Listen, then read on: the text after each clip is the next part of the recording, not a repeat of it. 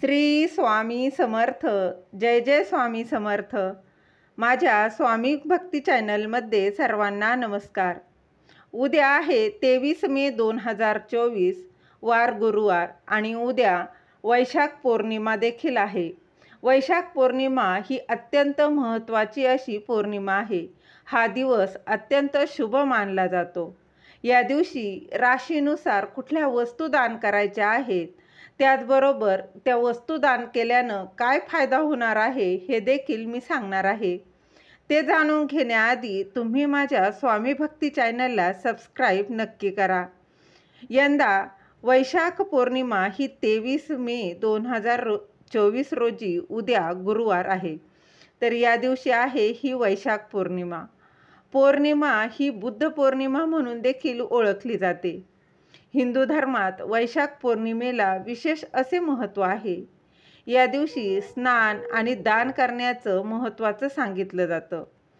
वैशाख पौर्णिमेच्या दिवशी भगवान विष्णूंची पूजा आणि उपवास केला जातो. या दिवशी उपवास करून माता लक्ष्मी आणि भगवान विष्णूंची पूजा केली जाते. आणि राशीनुसार या दिवशी काय दान करावे हे देखील मी या व्हिडिओत सांगणार आहे. व्हिडिओ अजिबात स्किप करू नका. तर यामध्ये सर्वात पहिली रास आहे ती आहे मेष रास. या मेष राशीच्या लोकांनी या दिवशी जलदान अर्पण करावं. म्हणजेच काय तर एखाद्याला वैशाखाच्या या रणरणत्या उन्हात, या अतिशय कडक उन्हात तुम्ही कुणालाही पाणी म्हणजे जलदान करण्यासारखे दुसरे पुण्यकर्म नाही. यासाठी एखाद्या ठिकाणी जिथे असं काही ठिकाण आहे की तिथे जल म्हणजे एखादं माठ भरून ठेवू शकता, तर असं देखील तुम्ही दान करू शकता. किंवा तुम्ही एखाद्याला पाण्याच्या बॉटल म्हणा त्या देखील दान केल्या तरी चालणार आहे. त्याचबरोबर एखाद्या वाटीत किंवा डिशमध्ये पक्ष्यांसाठी तुम्ही पाणी जरी ठेवलं ना तरी चालणार आहे. पशुपक्ष्यांसाठी पाण्याचं छोटंसं भांडं त्यात पाणी ओतून ठेवलं तरी देखील चालणार आहे. असं या मेष राशीच्या लोकांनी करायचं आहे. त्याचबरोबर दुसरी जी रास आहे ती आहे वृषभ रास. वृषभ राशीच्या लोकांनी येणाऱ्या पावसाळ्याच्या दृष्टिकोनातून गरजू व्यक्तींना पावसाळी चप्पल तुम्ही दान करायचे आहे. त्याचबरोबर तुम्ही बुटं देखील दान करू शकता, छत्री दान करू शकता, रेनकोट दान करू शकता. जे काही तुम्हाला शक्य होईल ते या दिवशी तुम्ही दान करायचं आहे. या वस्तूंचं तुम्ही दान करायचं आहे. त्यानंतरची रास आहे ती आहे मिथुन रास. मिथुन राशीच्या लोकांनी गरीब लोकांसाठी आता सध्या आंब्याचं सीझन चालू आहे, तर तुम्ही कुठलेही फळं, हंगामी फळं आहेत ती दान करू शकता. जसा की आंब्याचे सीझन चालू आहे तर तुम्ही आंबे दान करू शकता.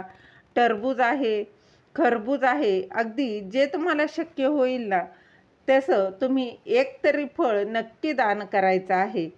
त्याचबरोबर कर्करास. या कर्क राशीच्या लोकांनी तुम्ही छत्री दान नक्की करावी. तसंच कोणाला आवश्यक असल्यास एखादं काहीही वस्तू जी काही तुम्हाला शक्य होईल, उन्हापासून वाचण्यासाठी जी काही वस्तू आहे ती तुम्ही दान करू शकता. अगदी डोक्यात घालायची तुम्ही कॅप जरी दान केली ना तरी चालणार आहे. ही तुम्ही दान करायची आहे. भगवान विष्णूंची कृपा यानं तुमच्यावर सदैव राहणार आहे. आणि यानंतरची रास आहे ती आहे सिंह रास.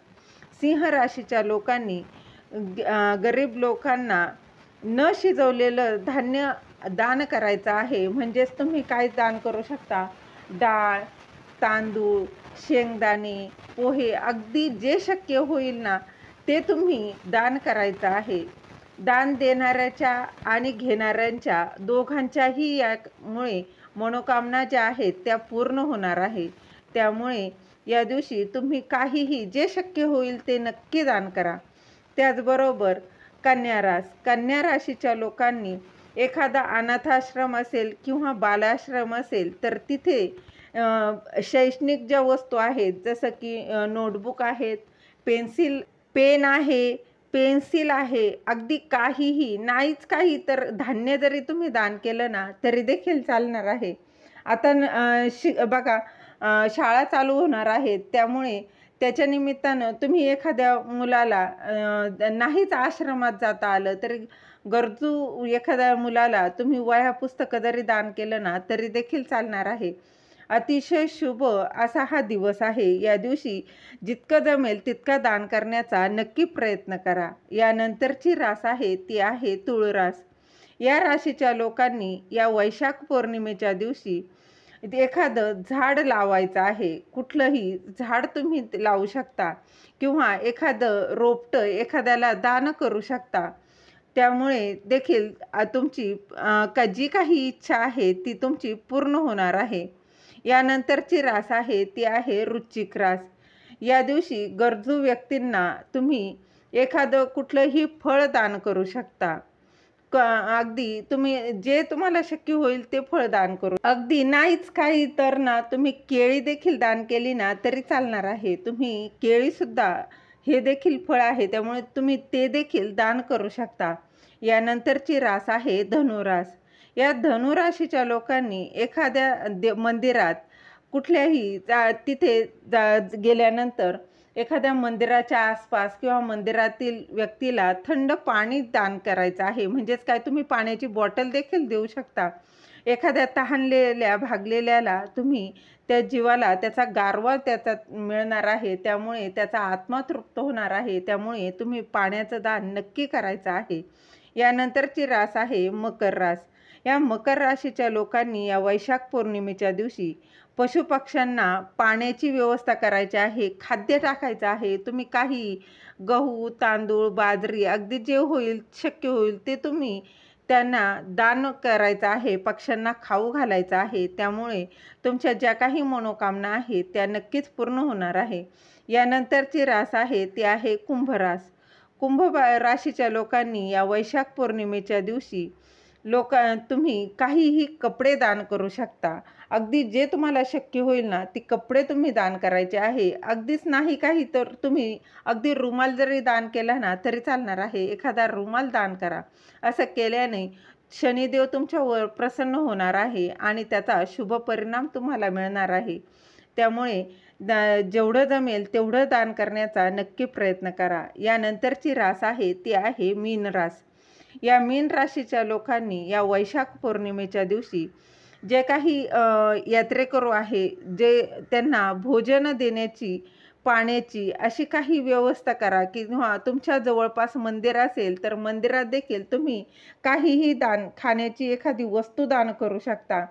अगदी मिठाई जरी दान केली ना तरी चालणार आहे. केळी दान करू शकता. काही फळं तुम्ही दान देऊ शकता. अगदी तुम्हाला जसं शक्य होईल ना ते तुम्ही दान करू शकता. त्याचप्रमाणे एखादी पाण्याची बॉटल तरी कुणाला तरी द्या. त्या तहानलेल्याचा आत्मा शांत झाला पाहिजे.